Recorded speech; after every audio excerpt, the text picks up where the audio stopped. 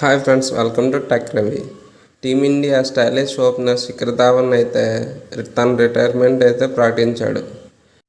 International domestic క్రికెట్లో తన ప్రయాణాన్ని ముగిస్తున్నట్లు ఒక వీడియో రిలీజ్ చేశాడు. దేశం తరపున ఆడినందుకు చాలా గర్వంగా ఉందని ఆయన వ్యక్తం చేశాడు. అంతేకాకుండా ఇంతకాలం తనపై అభిమానం చూపినందుకు ప్రతి ఒక్కరికి థ్యాంక్స్. సెంచరీ కొట్టినప్పుడల్లా మిషన్ తిప్పడం, తొడలు కొట్టడం ఒక స్టైల్లో ఉండేది. ఈ స్టైల్ మనం ఇంక చూడలేమేమో. క్రికెట్లో ఓపెనింగ్ కోసం చాలా ఇబ్బంది పడుతున్న టైంలో శిఖర్ ధావన్ అయితే మంచి ఓపెనర్గా అయితే మనకు దొరికాడు.